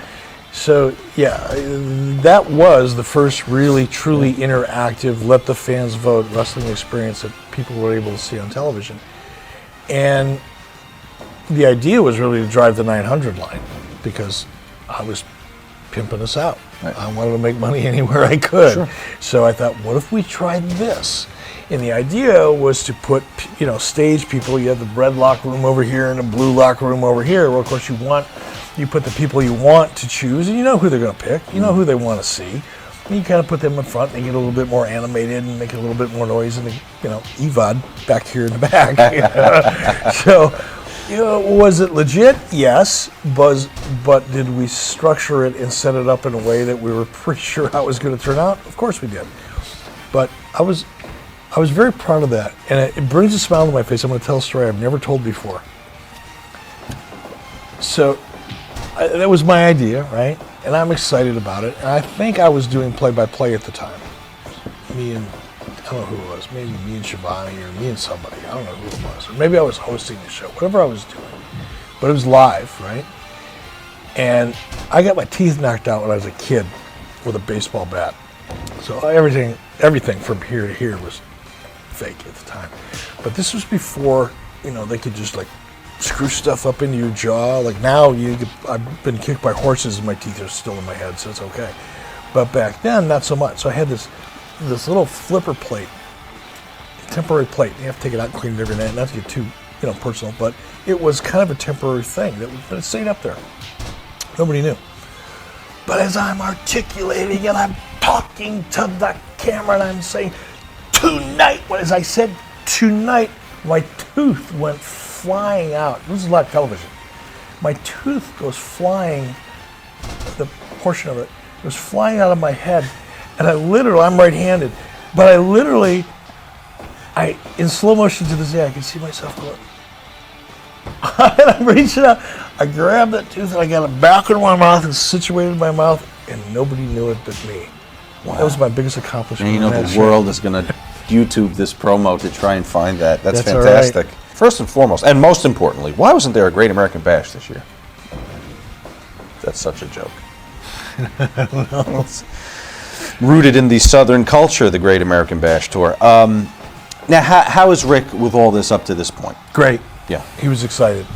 Rick is such a performer. Rick, and I haven't talked to Rick in 6 months or a year, and he's not really wrestling anymore, so it's probably different for him now. But in those days, and even as recently as up to 4 or 5 years ago, Rick, like Hulk, and I'm still very, very close to Hulk, never happier in their adult lives than the time when they're in the ring performing. Nothing makes them feel more whole and happier. So Rick being in that position with Hulk and the attention, the promotion, the storytelling, bringing in Shaquille O'Neal, I don't think he could have been happier. This match is extremely successful on all counts. Yet, just a few years prior, they were both in the WWE. They were both fighting each other. What did you capitalize on that Vince couldn't when he had both of them? I don't know. Well, because I wasn't there in WWE when it occurred. I don't know. It didn't seem to me, looking back at it, even then, as I look back at what had happened in WWFE at that time, it didn't seem like Vince really committed to it. It was kind of like, let's put it out there and see how it feels, but he wasn't committed to it. He dangled it out there, and then he just... Why wasn't this a pay-per-view main event the first time these guys touched over there? I don't know. You'd have to ask Vince. One of the more glaring lost opportunities, I think, and there aren't many with Vince McMahon, but that's... Your company spends more money promoting this than I think any other in history. I mean, you've got the USA Today ad, right? They're on Regis and Kathy Lee, I think. Tonight Show. Can a comparison be drawn between this and kind of like the WrestleMania, the first WrestleMania that Vince banked on and put all his eggs in that one basket? Were you putting all the eggs in this basket? No. This was really, again, it goes back to my original focus, which was to become more mainstream, to position WCW long-term as a place where advertisers would want to put their money. So, certainly having Hulk Hogan and Shaquille O'Neal and Ric Flair gave us the justification to take out a full page in the USA Today, because most of the world would know who's in that ad. It wasn't me hoping that, oh my gosh, I hope I get all this investment back on this pay-per-view. It was part of a long-term strategy. Okay. It made us more viable 2 years later than it did necessarily on that day. What moment do you consider to be the official end of the NWA? When Crockett sells to Turner or the coronation of Hulk Hogan? As a fan, I didn't know anything about NWA when I was living in Minnesota. But what was the death knell for that? It didn't exist. Promotion rooted in the South and when they sold it. The shadow of Harley Race hanging over the ring. When it sold, when we tried to transition away from all of that, and as every day I was trying to find a way to no longer be perceived as, and nothing against the NWA, it was a very successful organization as a regional territory at that time. As much as I love to this day Vern and Greg Gagne and their entire family for all the opportunities they gave me, I wouldn't have wanted to be a shadow of them either. Right. So for me, the NWA was over and done when Ted sold the company and it went bankrupt. We had him on the show, and he talked about his balancing his image in Japan and doing what people in WCW wanted him to do, or not doing some things. And was this an issue for you with Vader and trying to protect other people, his image with other people? Because I could give two shits what people in Japan thought of Vader when I was paying Vader $500,000 a year. That's just the way my brain works. If I work for you, I care what you think. I don't care what he thinks. Even though I may get a part-time gig with him every once in a while, if you're paying my bills, this is where my loyalties lie. It's where my commitment lies. And I never did then, nor could I probably now understand that balancing act where I've got to mitigate or compromise what's best for my company so that you can make a living over here. How does a discussion with a talent like that go? Not well. That was a big conflict, with not just Vader, but a couple different people. I had the same issues with the luchadors from Mexico. Right. It was great, if someone were to say, look, you don't have to pay me a full-time salary. forget that $500,000 guarantee you're giving me, and just give me $250 so I can pick up some money in Japan. Then I'll have that conversation with you. But don't ask for, a top contract, and then ask me to treat you like a part-time employee. So that was an issue. You know what would have helped Leon engender some loyalty from him? As Inoki did, massage girls into the room all night long. He enjoyed that. I'm sure he did. Apparently, you two were about $50,000 apart on the price tag. And No, we weren't. He just didn't want to do the finish. That was it. Just the finish. He just didn't want to do the finish. He wasn't demanding more money, nor was I negotiating for him. For God's sake. Look, as much as I love Hulk, and to this day he's one of my best friends, if not my best friend. With Hulk, there's a reason. This morning I got up and I looked at some pictures from the Hulk Hogan Fan Appreciation Day at Madison Square Garden. Yeah. It's NWO, Scott Hall, Kevin Nash, Six Pack's there, I think. Hunter's there. Big group shot. And so is Jimmy Hart. There are certain people in Hulk's life that where Hulk goes, they go. And when Hulk came to WCW, that group of people that came with him was obviously bigger than it is today. But Honky Tonk was one of those guys. Hulk really wanted him. He believed in him. He didn't want him because he wanted to do Honky Tonk a favor. It wasn't that. It was because in Hulk's mind, he was like coaches do and directors and producers often do. They go to what they know. They go to what's worked in the past. Even if they're going to try to change it up a little bit and make it feel new, they go to that thing that they know. And that's what Hulk did with Honky Tonk. In Hulk's mind, back then, 20 some odd years ago, yeah, I know, we did it before, but if we do it again, people will still love it. His judgment was wrong. It wasn't correct. I went along with it. It was bad judgment on my part as well. But I promise you there was no negotiation over money involved. No long I brought him protracted in process to get him to against my sign. will. I agreed to the program, hoping I was wrong about him. And when he didn't want to do the finish, I showed him where the door was. And it was one of the happier days of my life. You didn't do it by FedEx? You did that one in person? No, I did it that sounds one just like this. Hit the fucking bricks, dude. Is that about how it That went? was exactly how it went. Really? I don't know. You're going to tell me? First of all, everybody had to be fired by Federal Express. It had to be in fired writing. in writing. Right. So, to people to conveniently... Via fax, we Yeah. hear, via... Yeah. Okay. Now, that doesn't mean that someone like Ricky Steamboat or Steve Austin, which is the one I'm most famous for, Right. didn't deserve a conversation and more elegant and respectful treatment. Did they not get a conversation with the Federal Express? Well, Steve didn't. He just got Federal Express. I don't recall. The only... I tried to call Ricky a few times. I got his wife. Didn't go well. So I kind of let it go with that and just did what I had to do. Was Bonnie his official agent ever, or Who? Bob Eaton? Bonnie? Bonnie? Well, if she wasn't, she should have been, because she sure acted like it. Was the original plan to go with him long term prior to the injury? No. Okay, because his contract, I think, was going to be up at the end of the year. Is Steamboat someone who would have been around? Yeah. Okay. Phenomenal talent. Had he not injured his back? Okay. First of all, it's father-son.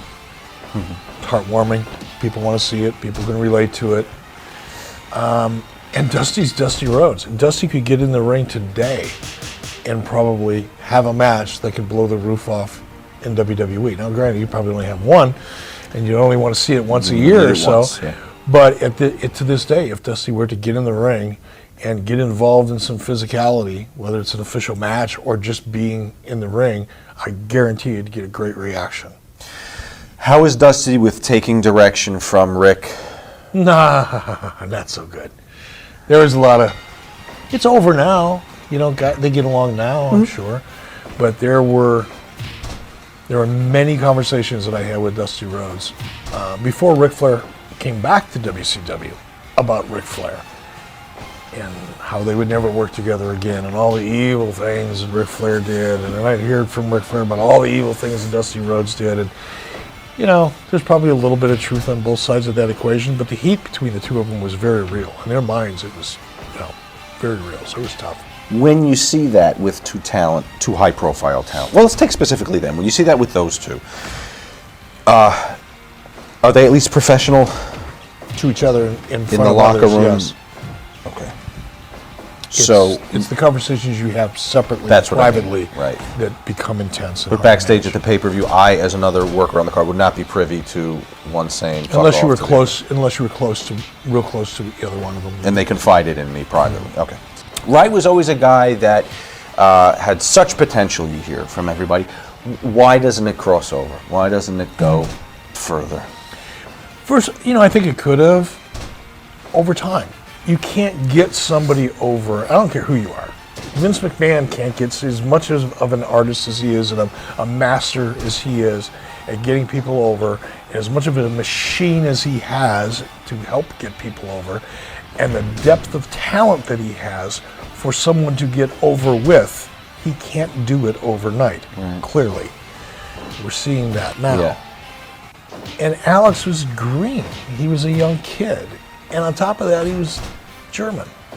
American, how long has it taken for soccer to get over in the United States? Americans like American stuff. It's a flaw, but it is what it is, especially in the world of entertainment. And at that time, it was even more pronounced. So someone who isn't American, who speaks with an accent, to come over here and get over had more work to do than the average guy. And the average guy, took 5 to 10 years to get over. It was just premature. But he had all the skill sets. He was a great looking guy. He had great athleticism. He had a good head on his shoulders.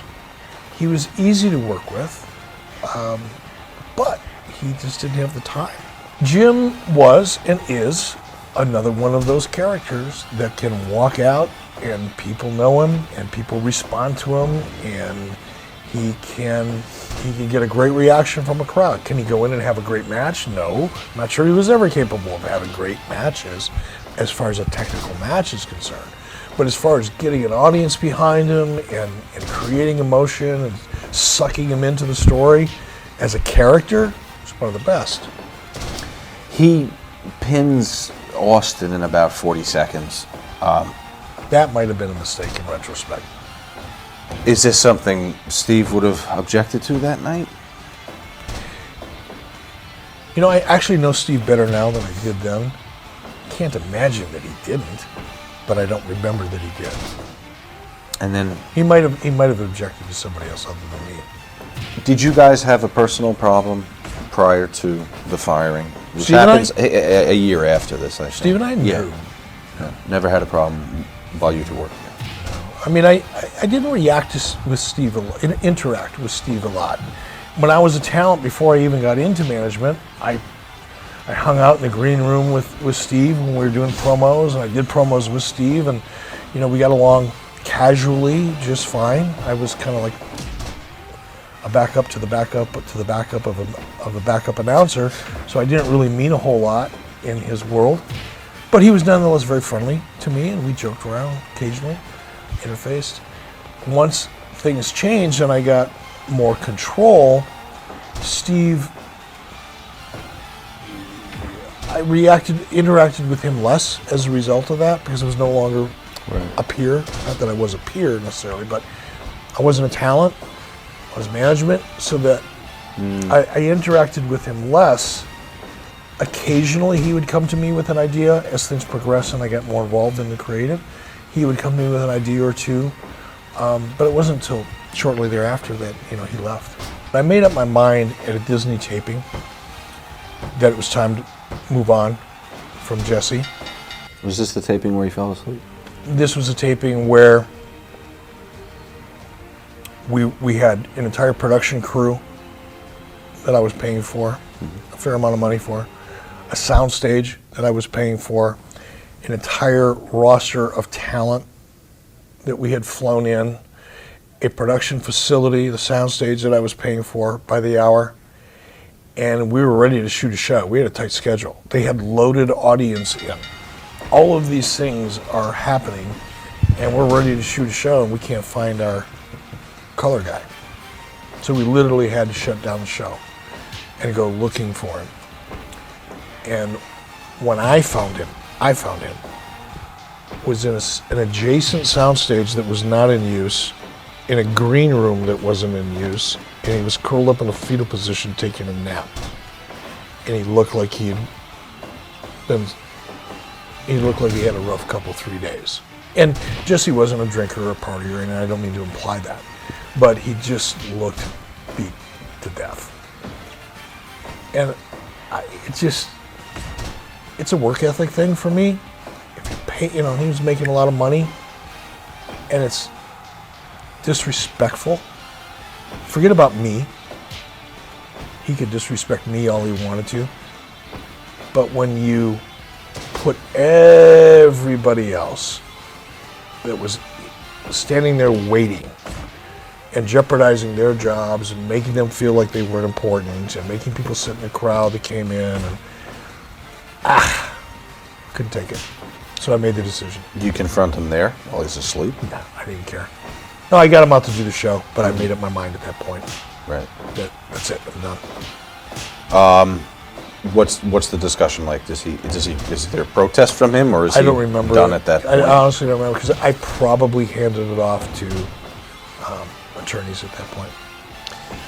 It wouldn't have had anything to do with the arrival of Hogan, who there was Well, some resentment. there was resentment on Jesse's part, not on Hulk's Right, no, part. on Jesse's, I mean. Jesse chewed my ear off, and it was in that, thank you for bringing that up, because the falling asleep or taking a nap on the company's dime while we were looking for him, that was kind of the last straw.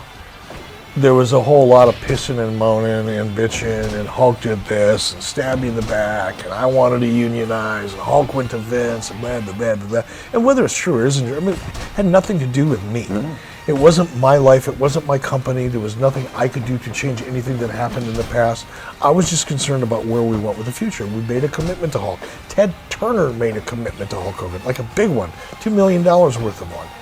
And it wasn't Jesse's place to undermine that decision. Jesse's job, like all of our jobs, were to do our best to make it work, not to pick it apart and try to undermine it. So it culminated with a nap.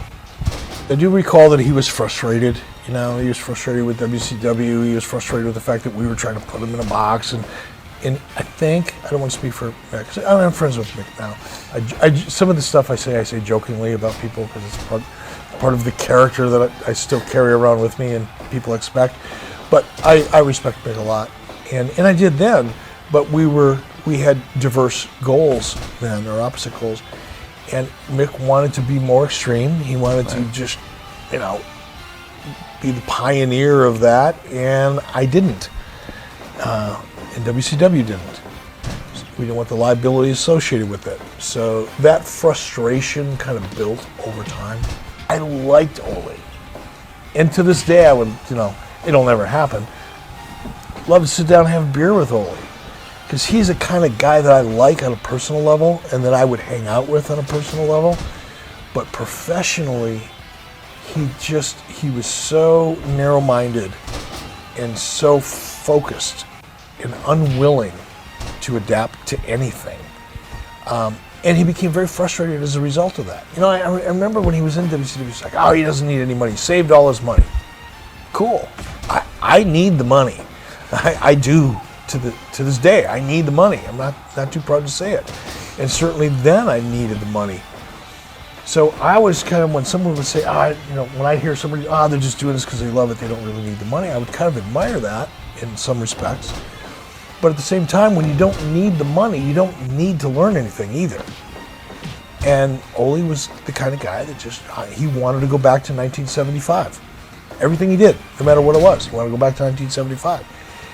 And, you'd kick and scream and claw and punch and drag you through the gutter. And you'd like, all right, damn it, all right. And then he'd go right back to doing it the next day. Mm-hmm. So whatever the situation was that, culminated his being terminated, and that could indeed be it, I don't recall it. But I just got to the point with Ole where I couldn't take it anymore. The funniest Ole story I can remember, and this, and Ole and I started, we've God, we'd be in the control room. And I used to wrestle in high school and college. We'd get in the control room, and I'd get a wrestling hold, and he'd get a wrestling hold, and we'd be fucking around with each other. We had that kind of a fun relationship oftentimes. But as time went on, it got to the point where he couldn't stand looking at me, and I kind of felt the same way. And I moved him down to the power plant. Kind of took him out of creative. I literally wanted to get him out of the CNN Center because he was that much of a relic. And I was afraid something Bill Watts-ish could happen. So I just said, you know what? I'm just going to get him out of here. And get him down to the trade center because he loved training. He was great at it. He was great at it because he understood psychology. He had that ground and pound, basic meat and potatoes kind of fundamental strength that I love to this day in wrestling. And it was a passion. And when I watched him do it, I went, okay, that's where he should be. For a guy that doesn't need the money, this is what he really enjoys. He doesn't enjoy being in the CNN towers, being surrounded by a bunch of suits. This he loves.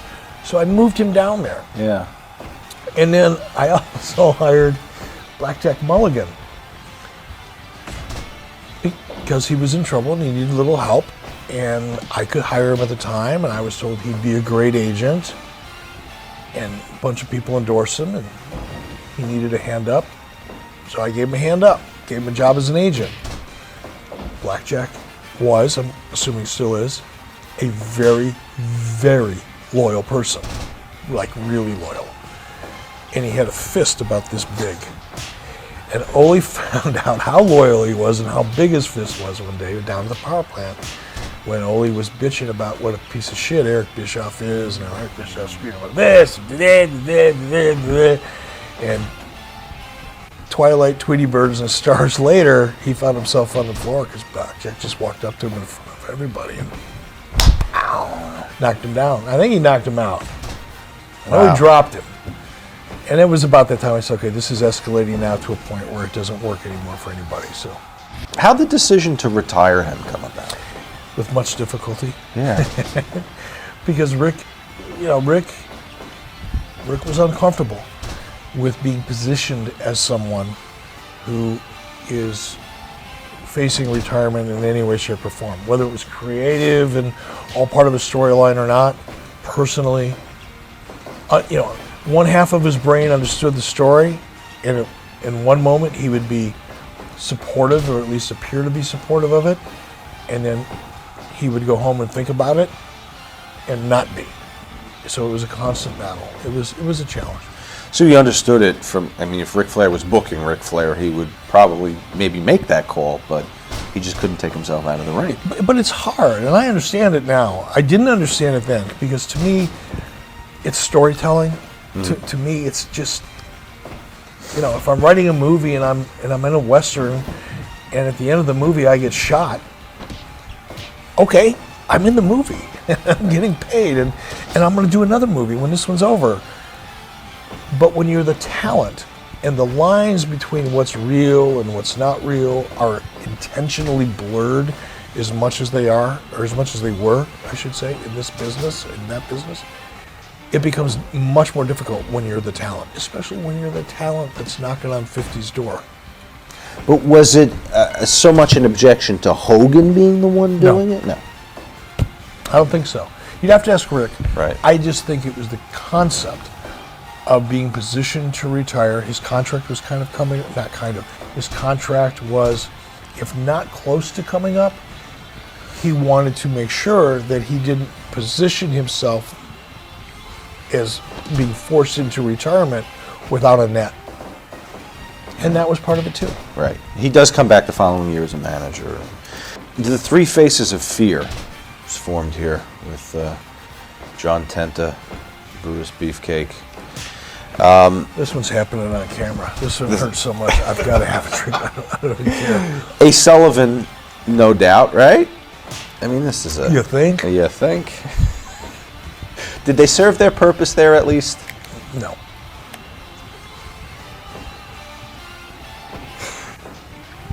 Are you vetoing stuff, or like what's the process? I know there's a committee, and are you a guy that's got a well, all right, try it, we'll see what happens kind of attitude? Yes and no. Or are you more stringent as an editor before it goes out? Not at that time. Okay. Certainly not at that time. And probably not at that level.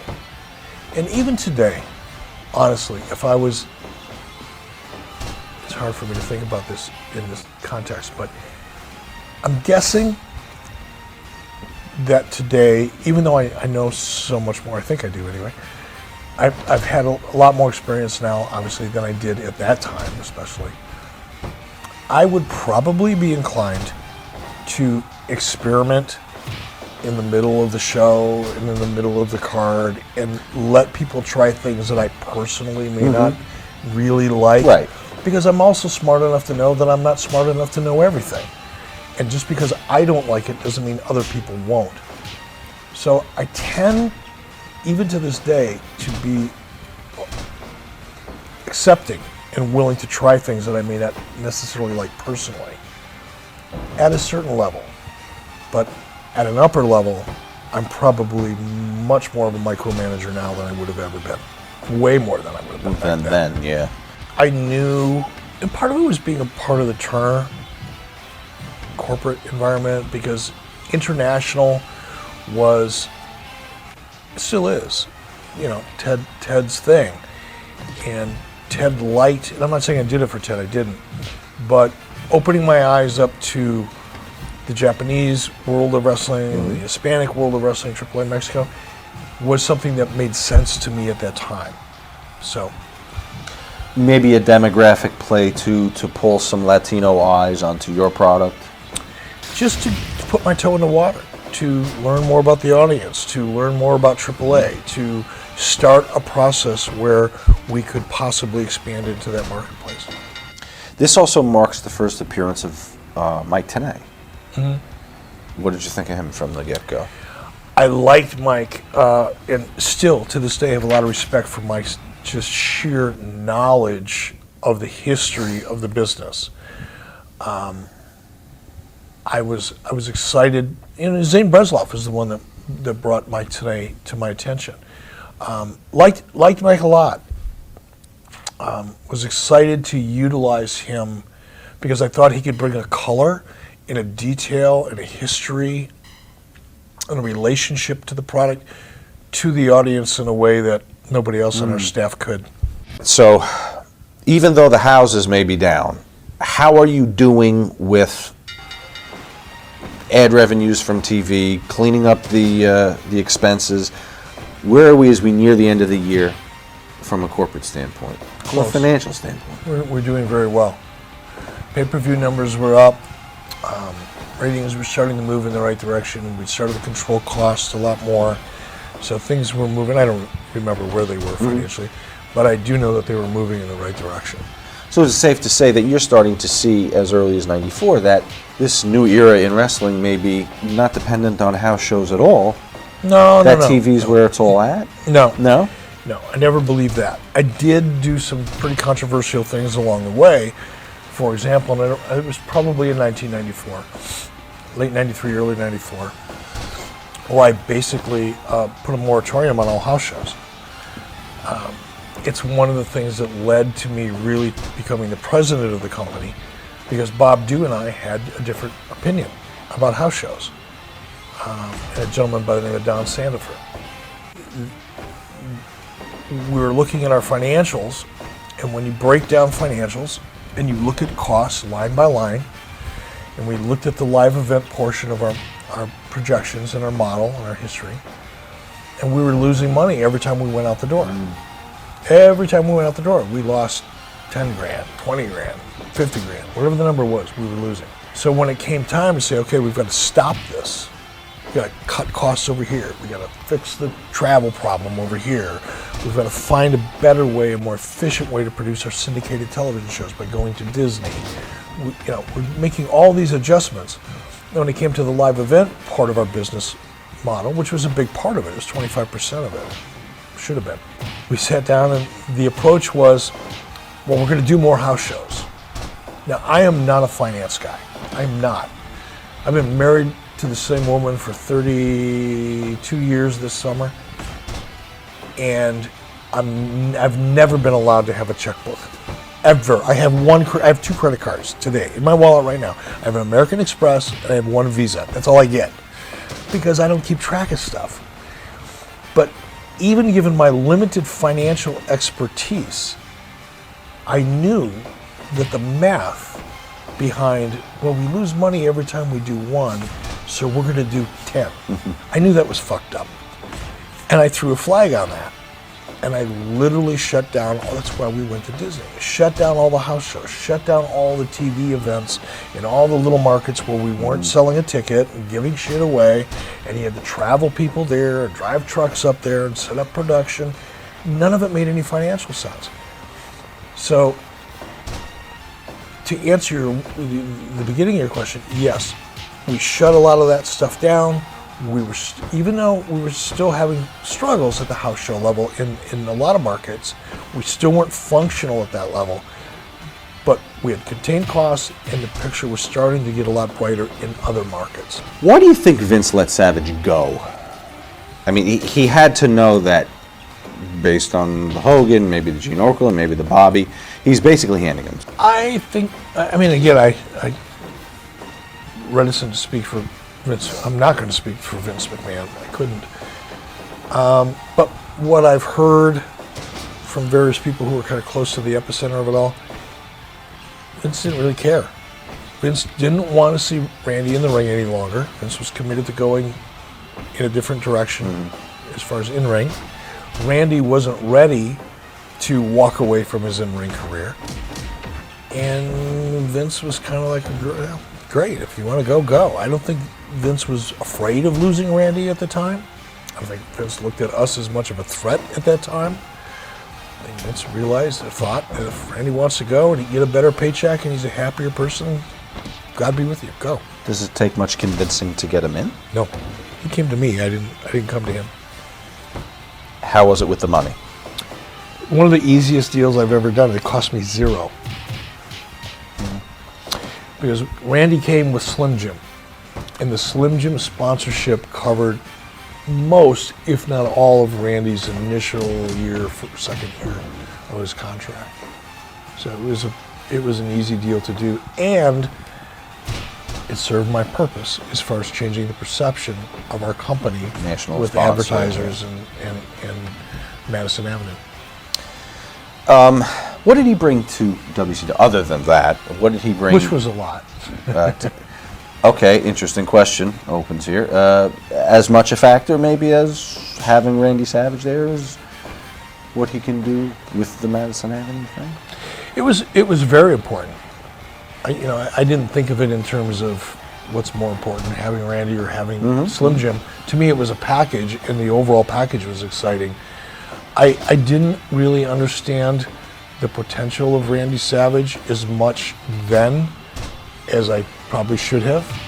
And certainly did. I mean, Randy delivered a lot. Randy was a great acquisition. How did Hulk feel about him? Hulk was the one that brought him in. Okay. Hulk talked to Randy. Hulk talked to me. I said, sure, have Randy call me. And then Randy and I started speaking, and that's how it started. Was the plan at this point to bring Elizabeth in as well when her no-compete was over? Not initially. It wasn't a part of the conversation initially, but it became a... They were divorced at this point. Yeah. Right? And was he hesitant to work No. with her? No. And again, I just, as a principal, I don't like to talk about people that can't correct me or refute what I'm saying if I'm wrong, because it's potential me being wrong about stuff like this that happened 10 or 20 years ago. My impression was that Randy still loved her very much. Even though they were divorced, he still loved her very much. And he was still, at that time, he was still very protective over her. So he was excited to have her in because he wanted to help her. Even though I think she was married or was engaged at the time. It wasn't a romantic thing. Right. It was almost brother-sister-ish. He was excited to have her because he believed in her as a character, but he was also extremely protective of her. Vader was little unpredictable, somewhat unprofessional, and Hulk wasn't interested in being in the ring with anybody that wasn't 100% pro. And by pro, I mean at that level of professionalism, that didn't put his own interests and goals ahead of the match.